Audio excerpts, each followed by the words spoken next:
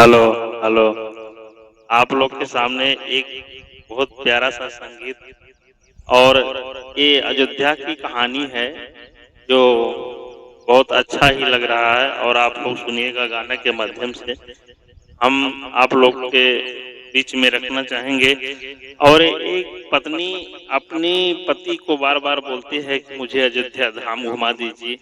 जब से पुरुषोत्तम श्री राम जी का वहाँ पर बना हुआ है मंदिर, तब से नज़ारा कुछ अलग हो गया है, इसलिए बार बार बोलती है। क्या कहती है आप लोग को मैं अपने गाने के माध्यम से बताएंगे सब। अरे मनवा करला बार बार हो, कह रही है। अरे मनवा करला बार बार हो, चला अयोधी नगरिया। मनवा करला बार बार हो, चला अयोधी नगरिया। अवधि नगरिया हो, अवधि नगरिया, अवधि नगरिया हो, अवधि नगरिया। मनवा करला बार बार हो, चला अयोधी नगरिया। अवधि नगरिया के पावन मटिया, कह रहे अवधि नगरिया के पावन मटिया। अरे लई लई ला गई बैली लार हो, अरे लई ला गई बैली लार हो, चला अयोधी नगरिया। मनवा करला बार बार हो, चला अयोधी नगरिया। अयोधी नगरिया के पावन मटिया, अयोधी नगरिया के पावन मटिया। अरे लई लई ला गई बैली लार हो, अरे लई लई ला गई बैली लार हो, चला अयोधी नगरिया।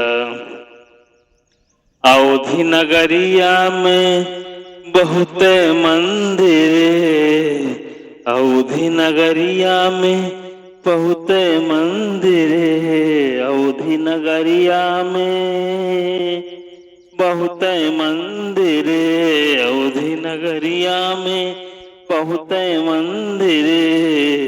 अरे बैठे हैं हनुमत लाल हो, चला अयोधी नगरिया। बैठे हैं हनुमत लाल हो, चला अयोधी नगरिया। मनवा करला बार बार हो, चला अयोधी नगरिया। अयोधी नगरिया में पावन मटिया, अयोधी नगरिया में ऊ पावन मटिया। अरे लई लई ला गई बैली लार हो, चला अयोधी नगरिया। अरे लई लई ला गई बैली लार हो। अयोधी नगरिया में बहुत संत, अयोधी नगरिया में बहुत संतन, अयोधी नगरिया में बहुत संतन।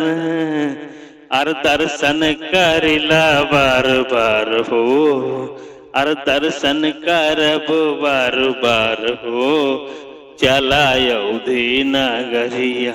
मनवा करला बार बार हो, चला अयोधी नगरिया। अयोधी नगरिया में बहुत संतन, अयोधी नगरिया में बहुत संतन। अर दर्शन करला बार बार हो, चला अयोधी नगरिया। मनवा करला बार बार हो, चला अयोधी नगरिया। अयोधी नगरिया के पावन मटिया, अयोधी नगरिया के पावन मटिया। अरे लई लई ला गई बैली लार हो, चला अयोधी नगरिया। मनवा करला बार बार हो, चला अयोध्या नगरिया। राम लखन के सुंदर जोड़ी, राम लखन के सुंदर जोड़ी, अर दर्शन करला बार बार हो, अर दर्शन करब बार बार हो, चला अयोध्या नगरिया। मनवा करला बार बार हो, चला अयोध्या नगरिया। मनवा करला बार बार हो, चला अयोध्या नगरिया। राम लखन के सुंदर जोड़ी, राम लखन के सुंदर जोड़ी, अर दर्शन करब बार बार हो, अर दर्शन करब बार बार हो, चला अयोध्या नगरिया। मनवा करला बार बार हो, चला अयोध्या नगरिया। अयोध्या नगरिया में बड़ा बड़ा मंदिर है, अयोध्या नगरिया में बड़ा सुंदर सुंदर मंदिर है, अर बैठे हैं हनुमत लाल हो, चला अयोध्या नगरिया। मनवा करला बार बार हो, चला अयोध्या नगरिया। अयोध्या नगरिया में बड़े बड़े संतन, अयोध्या नगरिया में बड़े बड़े संतन, अर दर्शन करब बार बार हो, अर दर्शन करब बार बार हो, चलब अयोध्या नगरिया। मनवा करला बार बार हो, चला अयोध्या नगरिया। राम लखन के सुंदर जोड़ी, राम लखन के सुंदर जोड़ी, अर दर्शन करब बार बार हो, चला अयोध्या नगरिया।